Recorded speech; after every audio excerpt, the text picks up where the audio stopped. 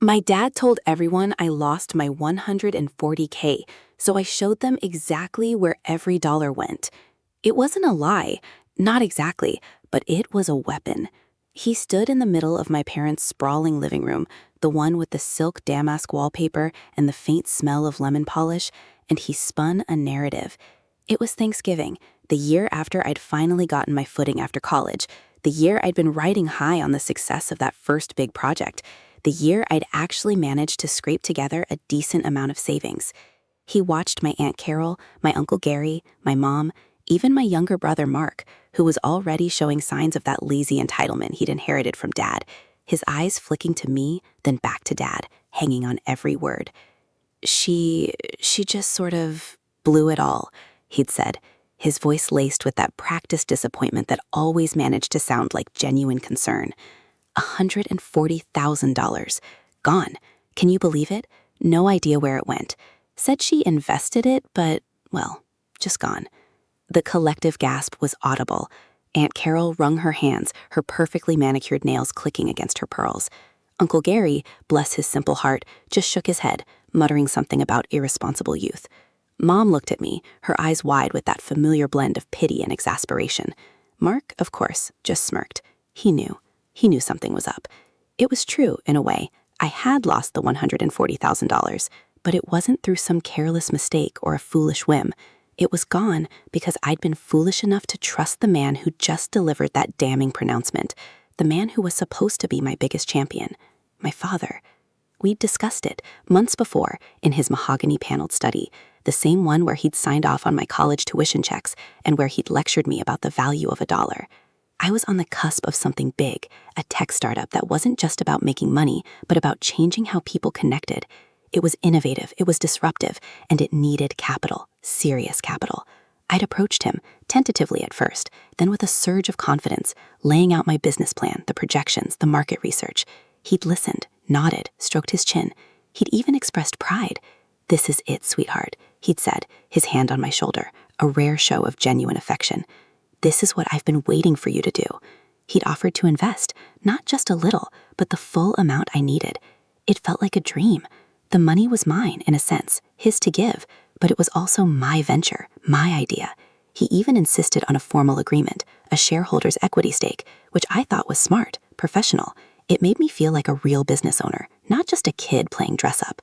The startup was everything I'd hoped for and more. The first few months were a blur of coding, networking, and sleepless nights fueled by lukewarm coffee and sheer adrenaline. We launched, and the response was immediate, overwhelming.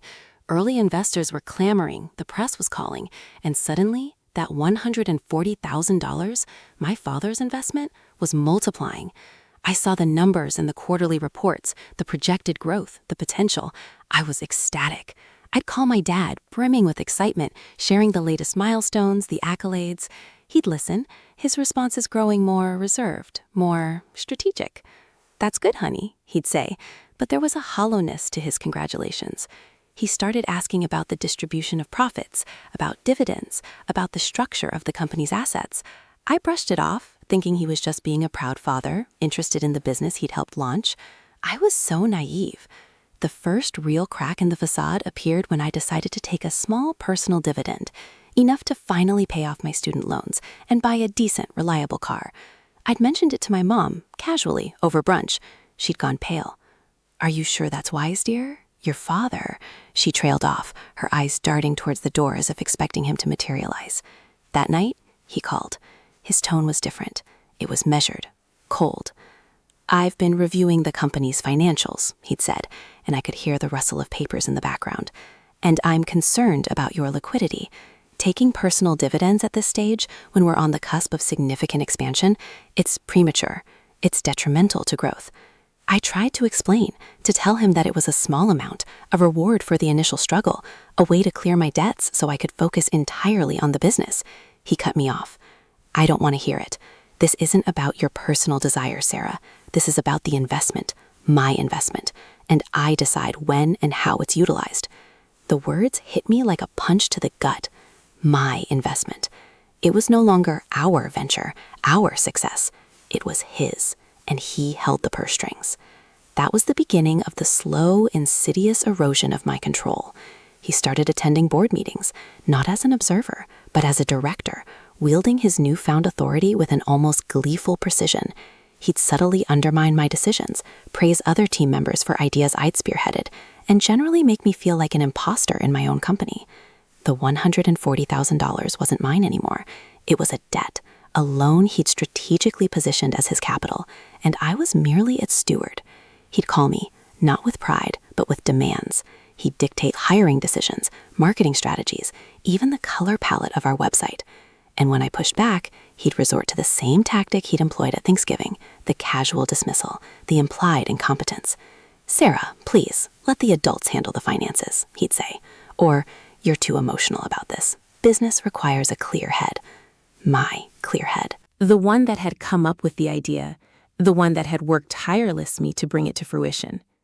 The humiliation wasn't a single dramatic event, but a series of slow, agonizing drips.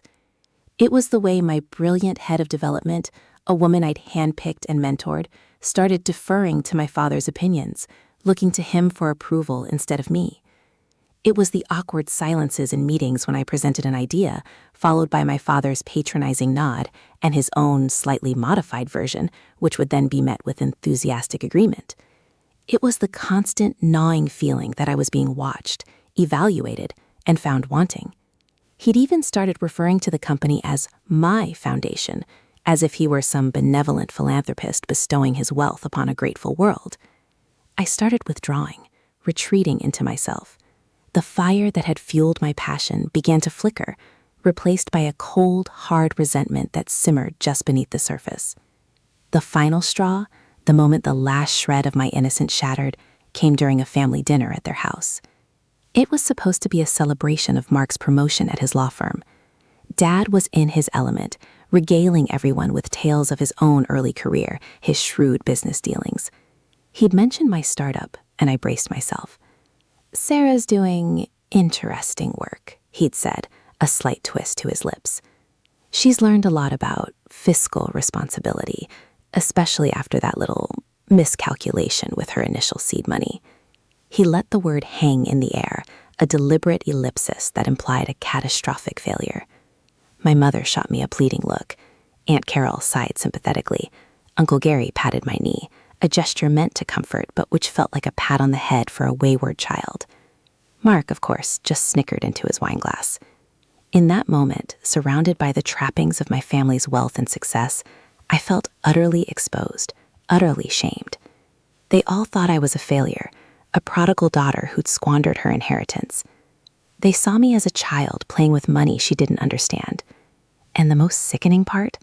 My father had orchestrated it. He had used my own ambition, my own trust against me, twisting it into a narrative of my own incompetence. But as I sat there, the clinking of silverware a dull roar in my ears, and the weight of their judgmental stares pressing down on me, something shifted. The humiliation didn't break me, it hardened me. The silence that followed his pronouncement wasn't defeat, it was a strategic pause. I looked at my father, really looked at him, and saw not a loving parent, but a shrewd manipulator, a man who saw people as pawns on his chessboard. He thought he'd won. He thought he'd effectively neutered me, relegated me to the role of his indebted protege, dependent on his whims. He was so wrong. The $140,000 was gone, yes, but it wasn't lost. It was a down payment. A down payment on a lesson I would teach him, a lesson he would never forget. The cinematic montage in my head wasn't a failure. It was of a slow, calculated build. I saw the gears turning, the information I'd been passively absorbing over the past year, the details of his business empire, the vulnerabilities I'd inadvertently been exposed to. He wanted control. He wanted to dictate the narrative. Fine. I'd let him. And then I'd take it all back. Every single dollar, every single piece of control, every last shred of his carefully constructed legacy. This wasn't the end of my story. This was just the prelude, and part 2 was going to be explosive. The cloying sweetness of my mother's potpourri hung heavy in the air, a stark contrast to the icy resolve that had settled within me. Thanksgiving dinner had passed in a haze of forced smiles and carefully navigated conversations. Every polite inquiry about my work felt like a subtle jab, a reminder of the narrative my father had so expertly crafted. He sat at the head of the table, radiating an aura of benevolent patriarch, doling out anecdotes and dispensing wisdom like cheap candy. Mark, my brother, basked in the reflected glory, his usual smugness amplified by his recent promotion. He'd caught my eye once, a flicker of something that might have been sympathy, or perhaps just amusement. I couldn't tell. And frankly, I didn't care anymore. The sting of humiliation had faded, replaced by a cold, precise anger. My father believed he had me precisely where he wanted me, defeated, indebted, and utterly dependent. He saw the $140,000 as a permanent scar, a symbol of my perceived incompetence, a leash he could tug at will. He was wrong. That money was never truly mine to lose. It was a tool he'd wielded to control me, and now it was the very leverage I would use to dismantle him. In the weeks that followed, I played the part of the chastened daughter perfectly. I returned his calls promptly, listened with feigned humility to his unsolicited advice, and even accepted his generous offers of minor consultations on my startup's direction. He'd found a new favorite phrase, strategic oversight. It meant he had the final say on everything, of course, but it sounded so much more sophisticated than "I own your company." I endured the meetings he insisted on attending, the ones where he'd sit back, arms crossed, a faint smile playing on his lips as he watched me navigate the business I'd built. He'd interject occasionally, not with criticism, but with leading questions designed to highlight my supposed lack of experience. "Sarah, have you considered the potential tax implications of that particular expansion? Or are we sure this marketing demographic aligns with our core investor base?" The subtext was always clear. I'm the one who understands these things. You're just a kid playing dress up. My team, initially confused by his sudden assertive presence, had gradually come to see him as, well, as my father. They didn't grasp the full extent of his manipulation, not yet. They saw him as an influential stakeholder, perhaps a bit overbearing, but ultimately invested in our shared success. They'd see him offer me a pat on the back after a particularly challenging quarter, a gesture that would make my stomach churn. "Good work, Sarah. You're learning." Lemoning. Yes, I was learning just how deeply I'd been underestimated. The truth about the $140,000 wasn't a secret he'd meticulously buried. It was a truth he'd buried me under. When he'd offered to invest, it wasn't just capital, it was a strategic acquisition. He hadn't seen a burgeoning entrepreneur with a game-changing idea. He'd seen an opportunity to expand his portfolio with an asset he could control, a malleable resource he could mold to his own financial objectives. He'd insisted on the shareholder agreement, not to legitimize my ownership, but to establish his legal claim.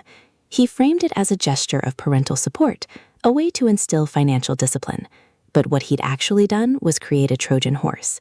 He'd gifted me the money in name, but in reality, he'd structured it so that any significant financial maneuver, any distribution of profits, any substantial restructuring would require his explicit consent, or worse, his outright approval. He hadn't just invested, he'd bought himself a seat at the table, and then he'd slowly, deliberately begun to push me out of the driver's seat. I remembered those early days, the sheer exhilaration of building something from the ground up, the late-night coding sessions, the frantic investor pitches, the sheer terror and joy of watching the user numbers climb. My father had been my supposed champion, the man who'd always been my biggest cheerleader. Or so I'd thought. He'd praised my ambition, lauded my work ethic, and then, when I was most vulnerable, most invested in our shared vision, he'd pulled the rug out from under me. The shareholder agreement, which I'd once seen as a sign of professionalism, now felt like a carefully crafted noose. It wasn't just about my personal funds anymore. He'd leveraged my initial investment into a controlling stake. The quarterly reports I'd been so proud of, the ones detailing exponential growth, were also showing him the true value of what he now held. He hadn't just invested $140,000. He'd acquired a significant chunk of a company that was rapidly becoming worth millions. And he'd done it by making me believe I was the one in charge. The realization dawned on me not in a single dramatic flash, but in a series of chilling observations. It was the way he started making demands that were clearly designed to benefit his other holdings. He'd push for partnerships with companies he had vested interest in, suggesting synergies that conveniently lined his pockets. He'd steer conversations towards acquisitions that would dilute my equity, making him the majority shareholder through a complex series of stock exchanges. He was systematically dismantling my control, not by overt force, but by subtle, legal maneuvering. He was a chess player, and I had been an unwitting pawn. He'd used my ambition as bait, my trust as the bait itself. The humiliation he'd inflicted at Thanksgiving wasn't just about shaming me. It was about solidifying his position, making sure everyone saw me as the cautionary tale, the one who couldn't handle success, the one who needed his benevolent guidance. I started digging. Not into the financials of my startup, I knew those inside and out, but into my father's empire. I accessed old company filings, meticulously reviewed every contract he'd ever drafted, every legal loophole he'd ever exploited. It was like peeling back layers of an onion, each revelation more sickening than the last. I discovered he'd been systematically siphoning funds from his various enterprises for years, using shell corporations and complex offshore accounts to mask his activities. His wealth, which he flaunted so ostentatiously, was built on a foundation of financial manipulation and, in some cases, outright fraud.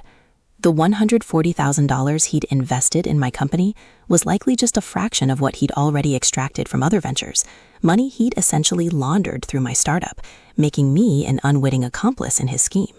He hadn't invested in me, he'd invested in his own ability to launder money and control an asset. The shareholder agreement, I realized with a cold dread, wasn't just about my startup. It was a cleverly worded clause that allowed him to call in certain debts, to leverage my initial investment against his other assets. He hadn't just bought into my company, he'd bought into my future, and he was about to call it in. The real power shift wasn't going to be me reclaiming control of my startup. It was going to be me exposing the rotten core of his entire empire.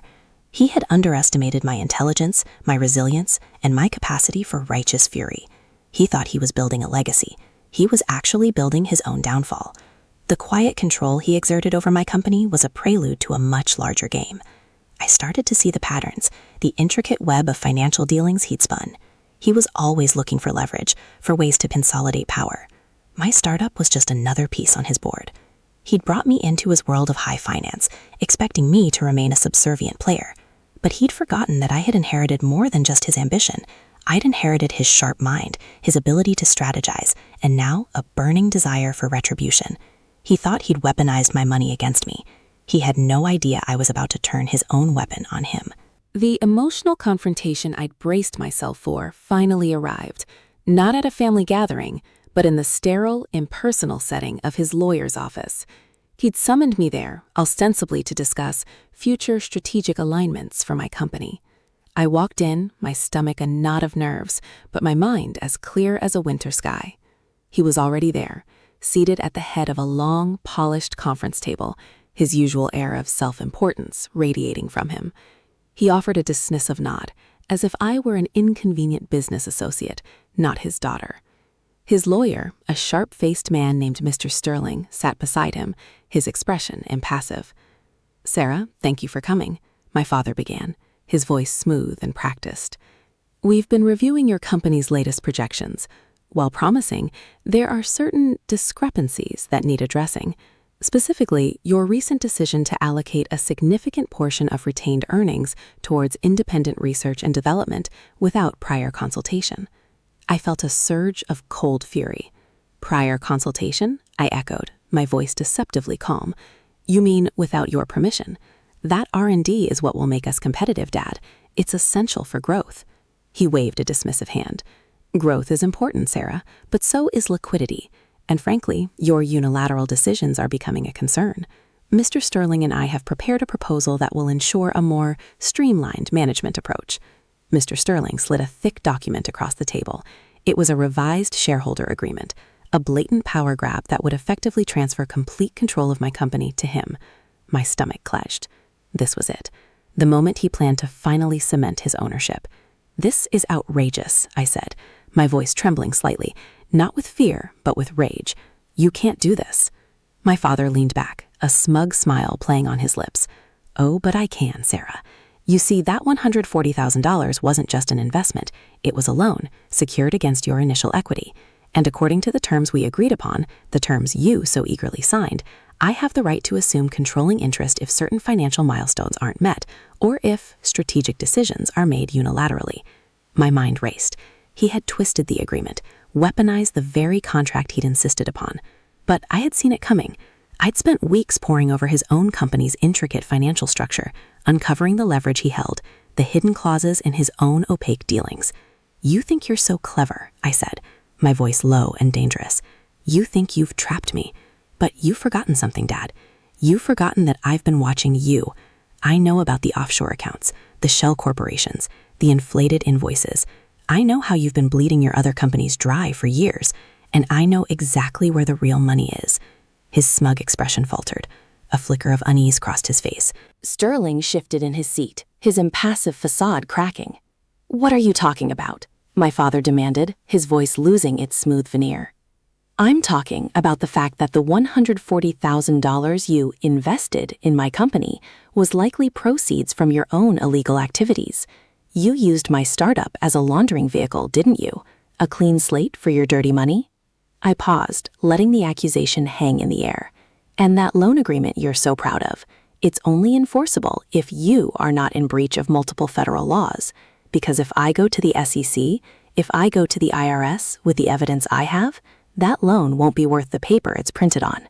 Neither will your controlling interest." The room fell silent. The polished mahogany of the table seemed to absorb the sudden tension.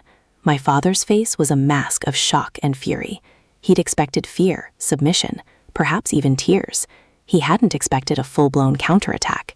He had built his empire on a foundation of deception, and I had just found the blueprint for its demolition.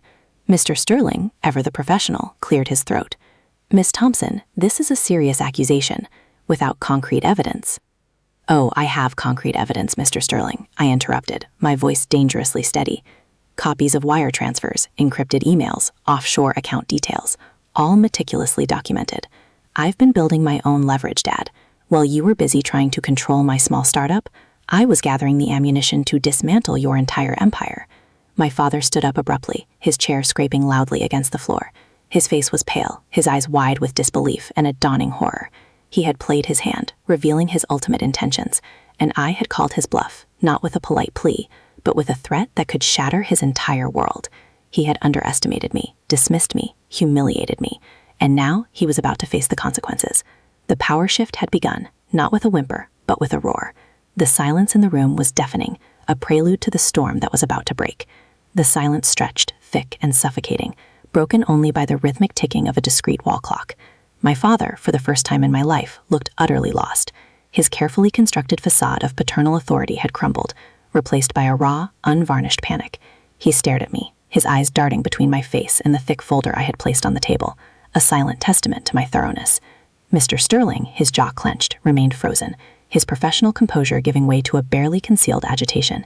He was a lawyer. He understood the weight of my words, the potential fallout. This is preposterous," my father finally sputtered, his voice a strained whisper. "You're bluffing. You have nothing." I leaned forward, my gaze locked onto his.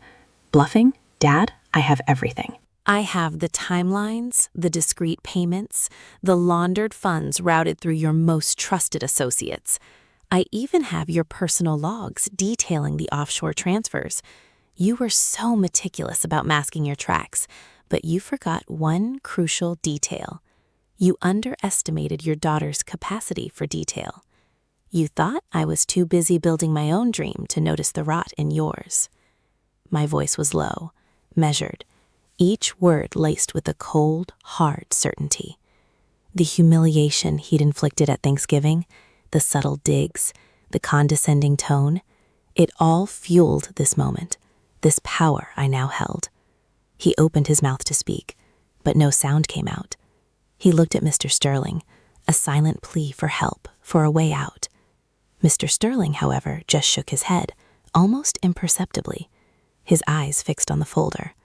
The legal implications of what I was claiming, coupled with the potential for significant financial ruin, were far beyond a simple negotiation. This wasn't about a business deal anymore. It was about survival. "You see," I continued, my voice gaining a chilling resonance. That $14,000 wasn't an investment in my future.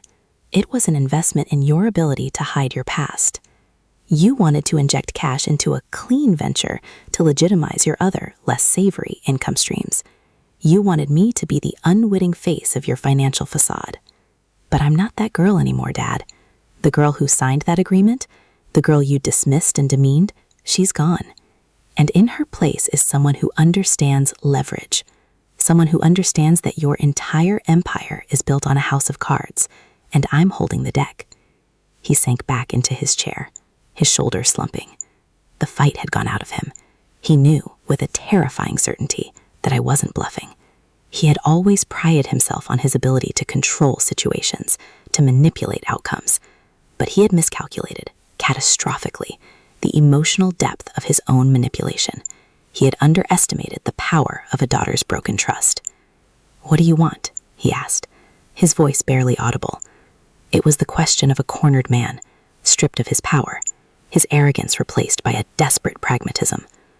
I smiled, a slow, cold smile that didn't reach my eyes. What do I want? I want what's mine. I want my company back, free and clear, with no residual claims, no strings attached, no more strategic oversight. I want the shareholder agreement nullified, all clauses pertaining to my father's investment rendered void.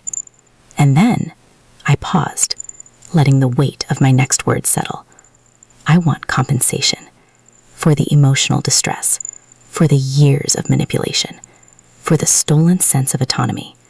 Think of it as a severance package, Dad, a very generous one. Mr. Sterling cleared his throat again. Miss Thompson, the compensation you're discussing is substantial, and while your claims are serious, we would need to formally verify the evidence. "Oh, you will," I assured him, my gaze never leaving my father's. "Because my lawyers have already begun the process. They're reviewing the documents as we speak. And if you cooperate, if you agree to my terms without any further resistance, the evidence will remain private. A quiet dissolution of your dirty dealings, a clean slate for you, albeit a much smaller one. If you don't," I let the implication hang in the air, the catastrophic consequences of his actions. "The SEC, the IRS, the Department of Justice, they'll have a field day.